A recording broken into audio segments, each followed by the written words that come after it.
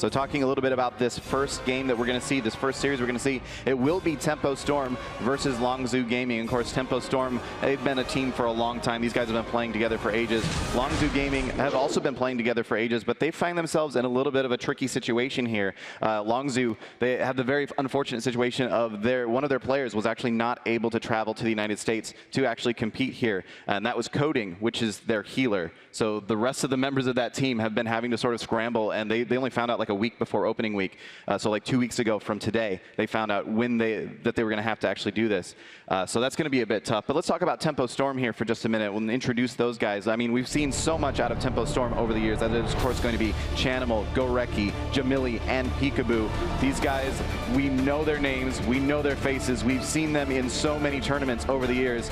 How do you guys feel about Tempo Storm's chances in this next series we're about to see? I feel like they've been practicing really hard. They have one of the best 2 compositions available in the entire game. It's just about if they can perform. I mean, honestly, we're going to see Jamili probably on that Mage or that Enhancement Shaman. If they can play well, I really think they're going to take this series. Yeah, and Jamili, of course, we like to say that he likes to win at all costs. He's known for being one of the most aggressive mages in the game. Back when mages used to run Cold Snap all the time because the Shimmer didn't exist, basically. Nowadays, they're running Shimmer, but when they used to have Cold Snap and those 2 Ice Block charges, he would use both Ice Block charges just to break out of crowd control and continue to stay aggressive, just completely using it as an offensive cooldown instead of defensive. Now, mages only have 1 Ice Block most of the time, but he's still doing that. He's still doing the same thing, just ice blocking just to get out of crowd control and stay aggressive. So I think we're going to see some really aggressive play coming out of Tempo Storm, which means it's going to be a really, really exciting series to watch. But shifting gears a little bit, let's talk about Longzhu for just a second. I was just talking a moment ago how they find themselves in a tough situation, having to adapt to this situation that they now find themselves in, down a player, and most importantly, their healer as well. But that's going to be Vitdubu, Shipit, and Shotkey. These are players that you may not recognize if you're primarily following the English broadcasts, but they have been playing together for a long, long time. And Rodney, actually, you had a really good story that you were telling me yesterday about how these guys actually made it here. Yeah, these guys actually, I was talking about breakfast yesterday, and they were saying, yeah, we weren't really planning on playing this year, but we came back and said, oh, there's a regional tournament coming up next week. And so they're like, okay, we've qualified before, we know what's up. They went and they got first in their regional tournament, which was the only qualifying spot. So they are now here, and this is Shotkey right here. He's such a good player. I've played against him in previous years at BlizzCons, and he does so many surprising things. He used to NS Hex me as we were making swaps to my healer, things that people usually never do, because NS was a heal back then. And it's just amazing players on this team. Do not count them out. Yeah, definitely. And of course, Shotkey is the player that has fallen into the healing role. He has a lot of healing experience playing that Restoration Shaman, like you were saying, previous tournaments. So he does at least have that to fall back on. But I've heard that he's actually trying out the Holy Paladin now. The Shaman didn't go. They were playing a Warrior Mage Resto Shaman at opening week. It did not go super well for them. So they may be trying out the Holy Paladin here. Elliot, what do you think about that choice to switch off of the Resto Shaman, especially with that Warrior Mage composition, and go for the Holy Paladin? How do you feel about that? Well, if you can't beat him, join him. Holy Paladins have been so powerful throughout this entire tournament. I expect most teams will end up running it. Just really well-rounded healer, a lot of defensive cooldowns, a lot of offensive utility as well. So I think it's really smart for him to pick up the Paladin, drop the Shaman for now, and I think it's going to give them an advantage overall. And of course, we're expecting to see Warrior Mage out of them as well. Warriors have had a little bit of a rocky time recently. They haven't been doing quite as well and performing quite as well in a lot of the arena tournaments lately, especially. Rodney, I'm going to ask you, how do you feel about this Warrior Mage potential outcome coming from them? Because obviously they don't have a ton of different compositions available to them because they have been kind of almost thrown under the bus in a way in terms of having to adapt to losing their healer. But how do you feel about this Warrior Mage and potentially Holy Paladin? I think Warrior Mage is going to be interesting for them. First of all, I'm excited to see a Warrior play in this tournament. It's going to be one of the only Warriors, so Warrior fans, be on the lookout for Shipit. But it's going to be rough. The Rogues have a lot more CC. They have a better burst potential with that Vendetta. So as long as Vitdubu can get CC going for Shipit, they can do well here. They just need to have some of their best games of their lives, really. Now, we did see yesterday when they were practicing, we did see, I believe it was Shipit actually, trying out that Rogue. So we may end up seeing the Rogue come out as well. They have had now a little bit more time since opening week to be able to practice a little bit, to be able to try out a couple of different compositions.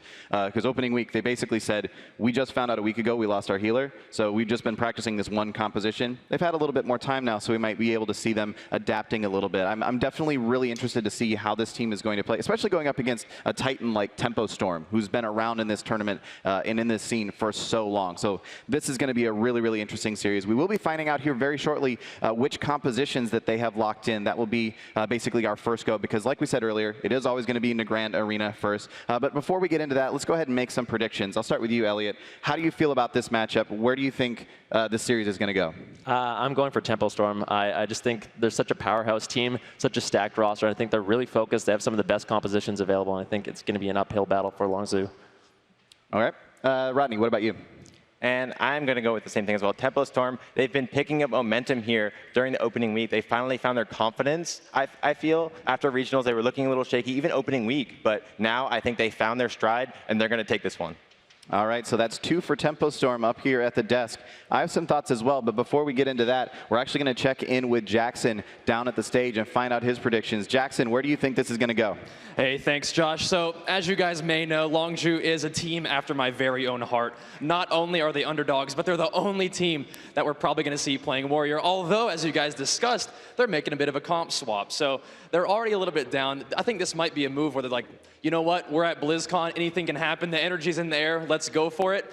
That being said, I do think that our perennial NA powerhouse Tempo Storm, with their tournament experience, is probably going to end up taking this one 3-0. All right, man. Well, thanks so much for those insights. Now, I have a prediction to make as well, and I'm going to disagree with everybody. I'm going to go with Longzhu for this one, and I have 2 reasons for that. One of them is that I just love an underdog story. Like, these guys, they're really up against it right now, and I just, my heart, like, bleeds for them right now. I really want them to be able to pull this one out. The second thing, though, is that Chanimal, apparently, every time I cast a Tempo Storm series, they lose. Chanimal was at opening week begging me not to cast this series because they were worried that they were going to lose. And looks like I'm at the caster desk, so sorry, Tempo. Looks like Longzhu is going to take this one. Yeah, he was telling me about that, actually, and I told him I'd decurse him, but unfortunately, I can't do that anymore. Tempo Storm's chances got pruned, unfortunately. But we will be getting into this series here very, very shortly, guys. Again, the doors have not even opened yet. We've got thousands of fans outside. It looks like some of them are actually just now starting to filter in. There's tons of people. You can hear them in the background cheering. Come on, guys. Wow Stage, over this way. Come on over. We got some show for you here. So yeah, we will be finding out here very shortly what those comps are going to be.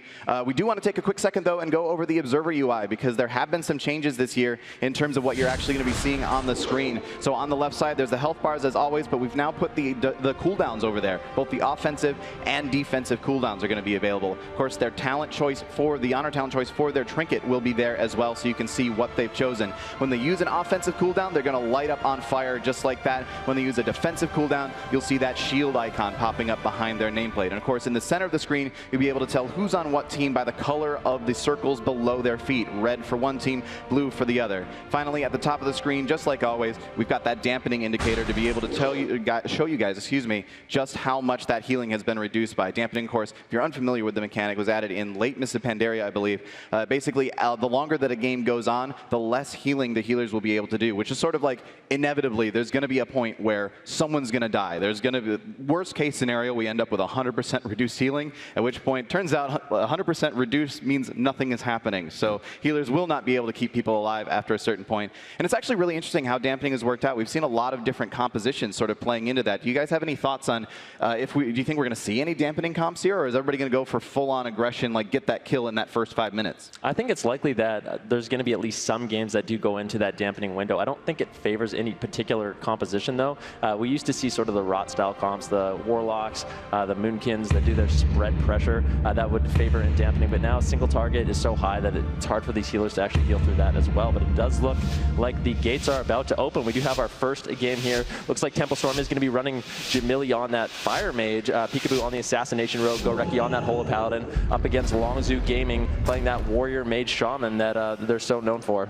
Yeah, and these are the comps we expected here from both teams. The Warrior Mage Paladin, the one that we really wanted them to play out here, and of course they did bring that Paladin this year, so awesome. He does get sapped though, and there's a Blaze Sword from Chipit to try to get some of the stealthers out, but they're completely avoiding it, and they cheap shot him out of it. Also cheap shot going out on the Shocky.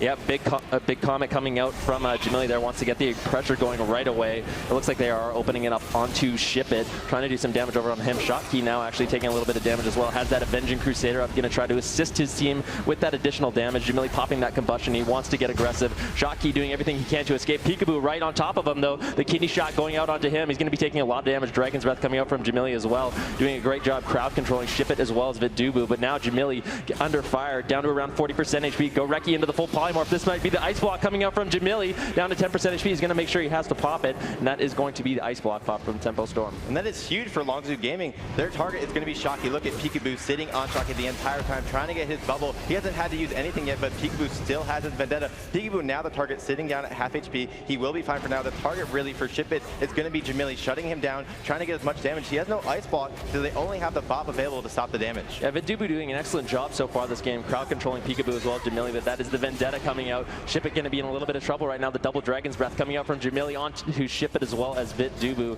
Shotkey still trying to line of sight. Jamili trying to connect some damage over onto him, and Ship It doing an excellent job sticking on him the entire game, making it a nightmare for him to actually get that damage over onto Shotkey. Shotkey now into the kidney shot. This could be it. Avenging Crusader is up though. He still does have that bubble available if he needs it, and it looks like he's going to be fine. Yeah, and Vendetta's actually gone now, and Shotkey has his wings. He should be absolutely fine here. Goreki caught into the Hodge. If they can get more CC going onto Goreki, they could easily force more cooldowns from their team. Jamili is going to be the target with no ice block, and they do have Avatar coming up here for big damage. He does get nobody. Blade Storm's out of it, and he's looking for his target, which seems to be Peekaboo for now. Yeah, so one of the specialization differences we can see in this game, Goreki not using that Avenging Crusader. He's not going to be able to assist with that additional damage, but he's going to have two sacrifices. He's going to have the long wings as well, whereas Shotkey does have that Avenging Crusader talent. He's going to be able to get into the battle, get out a lot of damage and a lot of healing. Jamil using that Temporal Shield, though, as he is taking a little bit of damage. Ship It now being swapped to the full sheep out onto Shotkey. The kidney shot going out onto Ship It. He is using his defensive cooldowns as he's taking quite a bit of damage. Jamil and Peekaboo want to get aggressive here. Ship It could be in a lot of trouble. Shotkey might have to use his bubble, but he's going to use that Blessing of Protection onto Ship It, slow down some of the incoming damage from Peekaboo. But now Peekaboo actually has that Vendetta coming up in 5 seconds. So not going to line up with that Blessing of Protection. This could be it. Temple Storm, this is the situation they need to actually win the game. Yeah, and wasting that bot there, probably not the best choice because you're supposed to use it to counter Vendetta. That's been the meta here at the tournament. There is a kidney shot and Vendetta pop from Peekaboo, doing a ton of damage to Ship It, and he just dropped immediately. What a back and forth game that was. Actually, Longzhu Gaming looking really incredible at the beginning of that game, forcing Jamili's ice block so early on, but that Warrior is just so vulnerable. Peekaboo and Jamili able to capitalize on that and take him down. Yeah, definitely. That was a great series coming out from Longzhu, or a great game, excuse me, coming out from Longzhu, but Tempo Storm going to go ahead and close that out. It looked like maybe a little bit of Jamili just getting that crowd hype right now. I love watching Jamili. He's so great. But yeah, they played incredibly well. Coming back from that early aggression coming out from Longzhu, I was actually really surprised at just how much pressure Longzhu was able to put out in that early part of the game there. Do you guys think that that's playing into that Warrior Mage composition a little bit? Like, there is obviously a lot of burst potential from that comp. Yeah, Warriors and Mages, of course, do a lot of damage, but I think the real problem they had that game is that Warriors are just so vulnerable to that Assassination Rogue. Eventually, a Vendetta is going to line up where they don't have a Blessing of Protection, and it's just too much damage, and I think that's one of the reasons Temple Storm is so favored in this matchup. Yeah, and it was rough. The Vendetta came out right after he used the bop, and I feel like that was the inexperience in that Paladin that really cost him there. He wasn't aware of the Vendetta cooldown, and because of that, just 2 seconds after the bop expired, he popped Vendetta, and it was all over from there.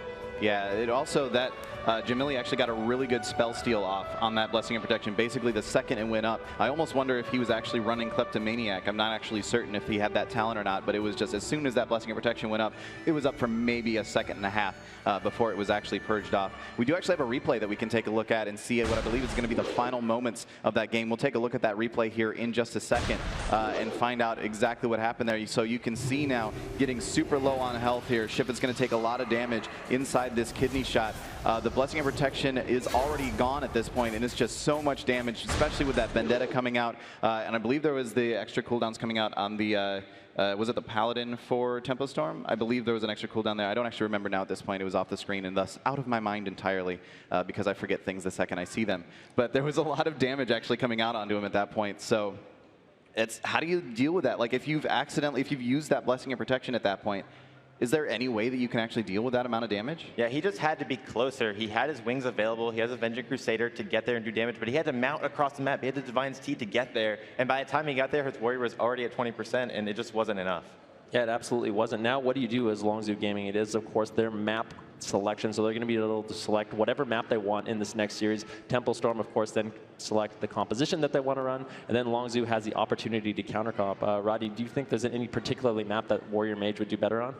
I'm not sure. I'm thinking about it. I'm maybe thinking Blade's Edge Arena. They need to get more CC going on to Goreki, make sure that he's sitting in those full fears into full polys. They have a lot of CC for him, but they weren't able to get much of it out that game, and he is using those long cooldown wings, so they can really take advantage of that. Yeah, I was kind of thinking Blade's Edge as well. Like, it's one of those maps that it's so different from the other ones. Like, if you lose on the Grand Arena, a lot of times just go to Blade's Edge because you're going to have such a completely different outcome. And we actually can take a look at the map pool and find out exactly what they've chosen here. It looks like they're going to go to Dalaran Sewers. I like that choice as well. It's going to allow the Warrior to stay on his target a little bit more. And going with the Mage, he'll be able to blink around the map a little bit. That little extra mobility from both the Warrior and the Mage. I do think this map pick makes sense. But Elliot, what do you think? Is Dalaran a good choice for them here? Yeah, I think it is a good choice. It's a nice small map. Longzhu, I really feel like, is on a timer. They need to win really fast. As soon as Temple Storm, as soon as Peekaboo has that big Vendetta cooldown up, it's just an overwhelming amount of damage for Shotkey to heal through. So they have to win early on. We saw last game they had a lot of initial pressure. Unfortunately, it whittled off later on in the game. But yeah, it was definitely a close game. So the next step is going to be Tempo Storm locking in the composition that they're going to play. I think it would be completely safe for them to stick with the Rogue Mage. Do you agree? You know, I think they should really go with triple Mage here. It might be a good swap, but no. Rogue Mage sounds like the best bet. Once again, they have other compositions that are safe, but they won that game really handily. They had the Ice Block early, but that was the only major thing that happened, and it was because of the cooldown stacking. So unless they can get more lineups together to get bursts like that off, it's going to be rough for them. And we do have confirmation that the comps have been locked in, so we're going to go ahead and find out what exactly each team has chosen to play here in this next game. Of course, Tempo Storm is up 1-0. This is a best-of-5 series, so they should be feeling pretty confident, and they are going to be sticking with that Fire Mage for Jamili, Assassination Rogue for Peekaboo, and Goreki on that Holy Paladin. I think that's a completely safe pick here. They played very well in that first one, and on Dalaran Sewers, this is also going to be a good composition there. I believe we'll be finding out what composition that Longzhu has chosen to go with here. I'm not sure that they really have much else they can actually do. They haven't had a ton of time to practice anything else, but we'll find out if they have some sort of ace up their sleeve that they're going to pull out here on Dalaran Sewers. Vitubu going Fire on his Mage this time. I believe he was Frost in the last game. I don't actually remember if it was. Fire. Oh, he was Fire last time? Okay, cool.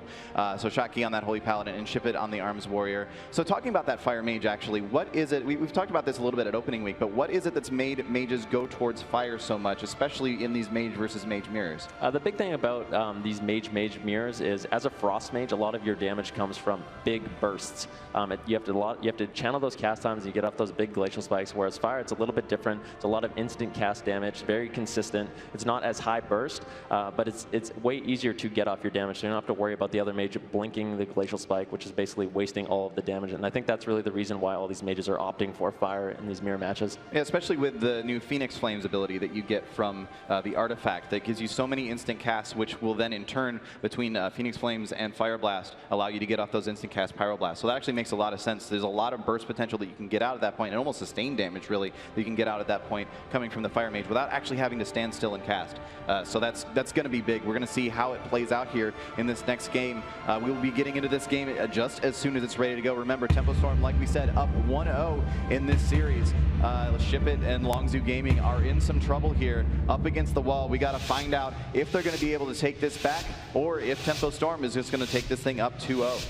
Yeah, do you think a composition, or not a composition swap, a target choice swap is going to be in order? Of course, the gates are going to open here. I think it's going to be likely we see Ship It and Vitubu once again trying to go onto Jamili. Might be smart for them to make some swaps over onto Peekaboo, pressure him down a little bit as well. Once the Assassination Rogue does run out of those defensive cooldowns, he is a good target.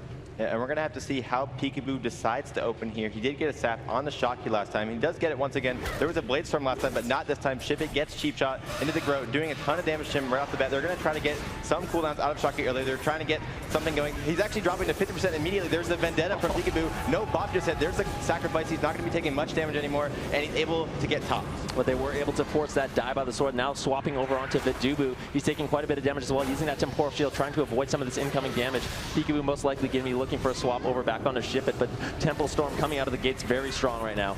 Yeah, and Goreki taking a bit of damage here as well. That's interesting. I like the swap there. He is actually using Shockwave as well. Interesting. Goreki actually just decides to bubble. That's a little questionable. They can take advantage of that later, but meanwhile, Ship It taking a ton of damage. He gets kidney shot. There's the immediate bot from Chucky. Good play from him. He has his Avenge Crusader up, so he's going to be able to heal, but no, he gets polyed, and he's forced to use his Trinket, so that's one big cooldown down there. Yeah, Trinkets and cooldowns being forced all over the place on Longzhu Gaming from Temple Storm right now. Temple Storm just has so much momentum in their favor. Ship It really has no more defensive cooldowns available. Shotkey has no blessing of protections available as well. So once that Vendetta comes up in around 30 seconds for Peekaboo, I think that's really going to be the end of the game, but this could just be it. The kidney shot over on a Shotkey immediately bubbles it. Can he keep Ship It up right now? Down to around 40% HP. He's trying to counter pressure the best he can.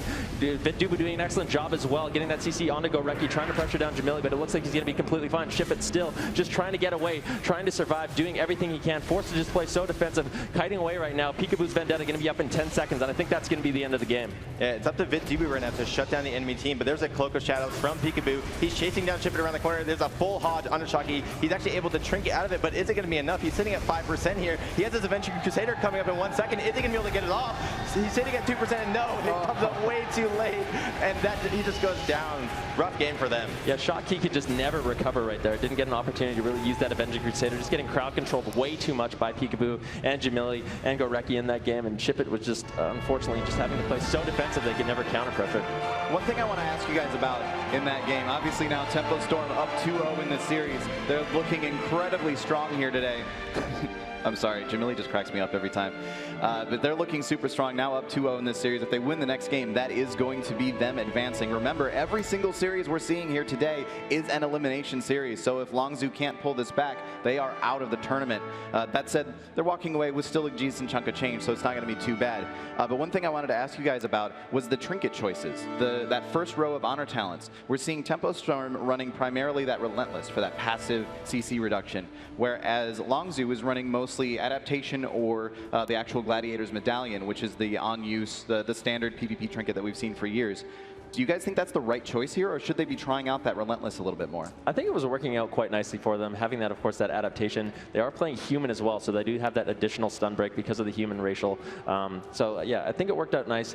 Pretty much every second kidney shot they are able to get out of coming out from Peekaboo. I think it's smart, and I think really the trinket choices and talent choices, that's one of the things we see throughout different regions. They take advantage of different specializations. It's one of the interesting things to see about these two different teams.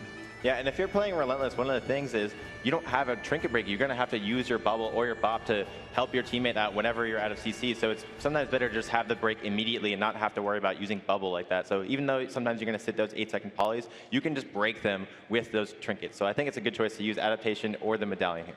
Yeah, especially in conjunction with that human racial, like you were saying, because so much of the CC in Legion is stun-based, basically. So having that stun break from the human is actually super important for this composition that they're playing. We do have a replay we can take a look at and see the final moments of that last game and exactly what happened there. Of course, Ship It was just in so much trouble for so long. Shocky, you can see the cooldown ticking away on that Avenging Crusader. It actually will come up just before Ship It eventually dies, but he gets caught into that stun, breaks out of it with the Trinket, and right now with that Dragon's Breath is when that Avenging Crusader comes off a cooldown, but he just was not able to use it in time, and Ship It did end up falling. Honestly, though, at that point, Ship It was on a sliver of health. Do you think that Avenging Crusader could have made any difference, or was that just, okay, you could push the button, but nothing would actually happen as a result? Peekaboo actually had that Vendetta up as well, so he didn't actually end up using it. I think if you put it out, it didn't really matter if the Avenging Crusader come up. And I really feel like Temple Storm, they're doing such a good job in this second game. The first game is a little bit, I wouldn't say as clean, so I think Temple Storm is getting a little bit more comfortable. They did, of course, just come back from a loss. And they have to win this series. Like Josh was saying earlier, every single game here today is an elimination series, so these teams are going to have to play their best, and now it's up to Longzhu Gaming to really think about what comp they're going to play, what map they're going to select, because this is it. This is the last chance. And we do have the map choice in from Longzhu Gaming. We'll be able to find out exactly where they're going to take this, what may be their final stand, and they're going to Tolvaron Arena. Now, that's an interesting choice for a Warrior Mage composition, because Tolvaron is so spread out. It's so easy, especially for Ship It as the Warrior, to get caught out into the open and have trouble actually being able to survive against everything. So what do you think about, Rodney, what do you think about this choice to go to Tolvaron? I'm scared for them because this to me means I want to be defensive this game as the Warrior. I can heroic leap across the map now and survive, but I'm not going to be able to do damage. So I think they're in that defensive mindset of I don't want to lose instead of we need to win here. All right, and we do have the comp choices now locked in as well. We're going to find out, of course, it will be Tempo Storm's first, turn to declare first, excuse me. We'll find out what Tempo Storm's going with. I'm expecting the Rogue Mage Paladin once again, and yep, there it is right there. Jamili on the Fire Mage, Peekaboo on the Assassination Rogue, and Goreki on the Holy Paladin. This is a choice that just makes sense. It's done well for them in 2 games already. Why change it now? Especially on Tolvaran Arena, I think that's going to make a lot of sense. But now Longzhu will be able to declare their composition. We do know that they were practicing that rogue. Do you guys think, I mean, obviously this could be the last game that they play this BlizzCon. Is now the time to bring out the rogue, or do you think they're onto something with the Warrior Mage and they just need to be able to bring it home? It looks like they are going to be playing that Arms Warrior ship it once again on that Arms Warrior Shaki, on the Holy Paladin, Vidubu, on the Fire Mage. I think it would be a little bit risky pulling out that rogue, going up against someone like Peekaboo with only a few days practice. It just doesn't feel like that will give them the edge that they need. This is going to be a really difficult game, though. I really feel like they need to try to get as aggressive as possible if they have any hope to win this game, because I think as the game goes longer and longer and longer, that Rogue Mage damage and crowd control is just going to wear on them. And they just really need to find their stride. They get cooldowns in the opener, both games. They got Bubble from Goreki on Dalaran. They got Ice Block from Jamili on Nagrand, but they need to get something after that. They need to get the kill. They got one big burst and that's it. They need to find that stride right after, and I feel like that will help them if they can find that.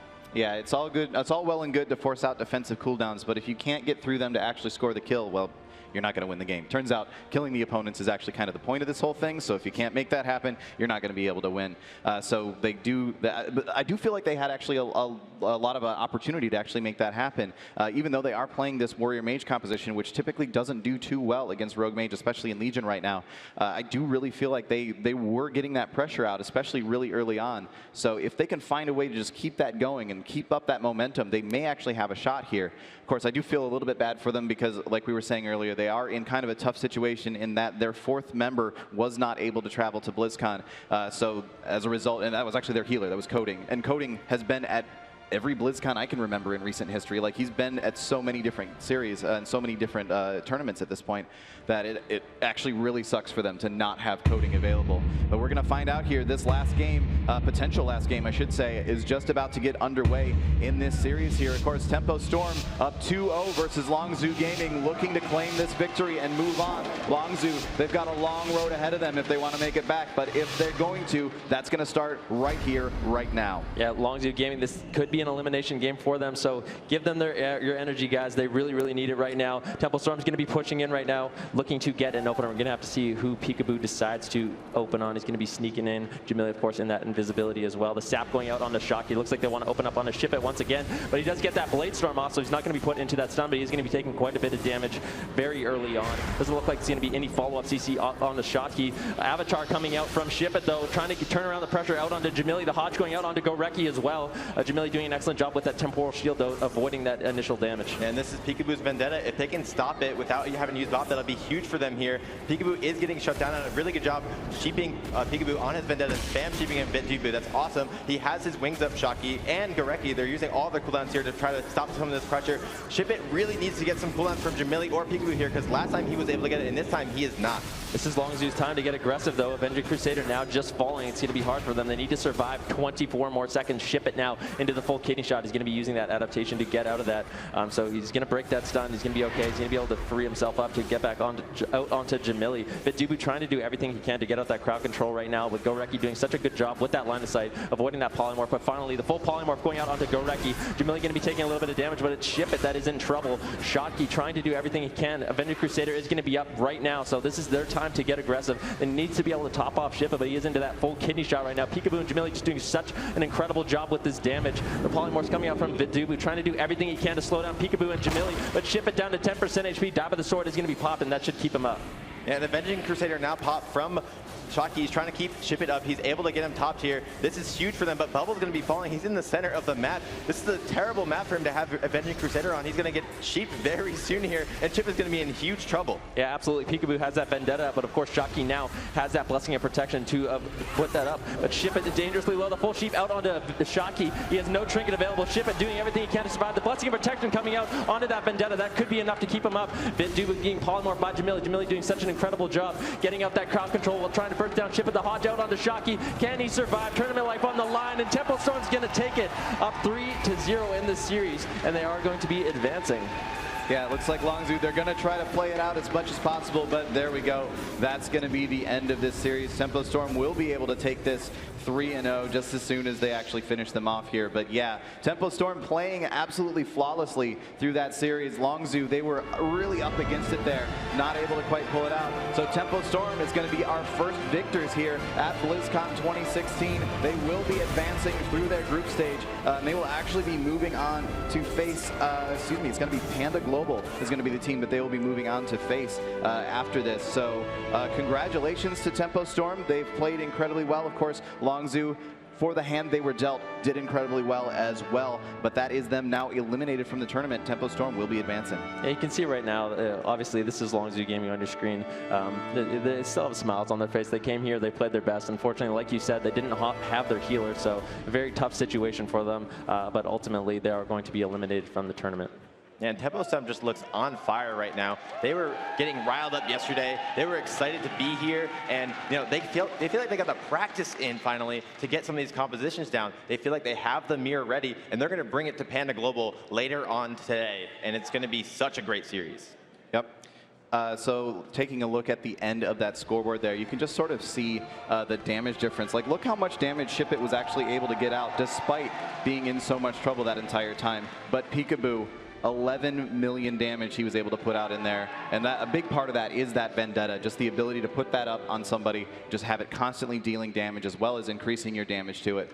So we're going to take a look at a real quick replay here of the final moments of that game and be able to see what happened right at the end. Of course, you can see Shipit just so low on health. He does get that Blessing of Protection there, but with Shotkey caught out of line of sight, or excuse me, not out of line of sight, just away from him, then gets put into that Polymorph, into that Hammer of Justice. There's just nothing Shipit could do at that point. He will end up falling. Shotkey unable to get that healing onto him that he really, really desperately needed at that point in time. And again, Tolvaron was just such a strange choice for that composition, I think. And you pointed it out in the middle of the game as well, that he was still running, Shotkey, excuse me, was still running that Avenging Crusader, which is an odd choice on a map like Tolvaron because it's just so spread out. You have to run out into the middle of the battlefield to actually be able to get any use out of that. Of course, the Warrior also constantly caught into that situation as well, where if he wants to be aggressive, he has to be out in the middle of the map, just way out in the open, unable to move away and act defensively. So again, that map choice, it was odd, but I mean, hey, they gave it their best. They did as good as they could with the hand that they were dealt, and they will be eliminated from the tournament. Tempo Storm will be moving on. Yep, they absolutely will. And like you said, those are the kind of things that happen when you only play a class for a few days. You don't know all the situations. You play different specialization and different talents. So that's the advantage you really have when you play a class for so long. You play hundreds of games on it. Some of these players that are just picking up classes only have a few days practice. It gets difficult. You don't know how to make those tough choices. Absolutely. So we do have an interview down on the stage. We've got Jackson standing by with Jamili from Tempo Storm. How's it going, guys? Hey, thanks, Josh. Well, I'm feeling good. First series down. It was a great one. And I'm sure you, Jamili, got to be feeling good after that first match victory for you guys. Yeah, I feel wonderful. So in that matchup, you guys looked pretty calm, in control. Did you guys ever feel pressured in that matchup? No. So once again, you guys generally in your gameplay, whether it's tournament or ladder, seem pretty, lighthearted, like you're having a good time. Does your attitude ever change between ladder and tournament? Yeah. Usually I choke in tournaments. In ladder, I run the ladder, but that's pretty much it. Well, you certainly didn't choke in that first round, so great job. You're moving on. So next matchup for you guys is going to be Panda Global. Any thoughts moving into that match? Yeah, looking forward to it. They're a great team. No, it will be good. We'll be good. We're good. Awesome. Well, thanks, Josh, and congrats on moving on into the tournament. Looking forward to seeing you guys soon. Let's throw it back to the desk to Josh.